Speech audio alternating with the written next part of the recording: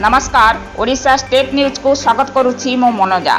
Khordha town थाना अंतर्गत ठाकुरपड़ा ग्राम में मंगलवार राति रे जड़े युवक को किछि दुर्बृत्त घरे पशि मारणास्त्र रे हत्या करिसेंती। मृतक हेले उमाकांत साहू 35 वर्ष।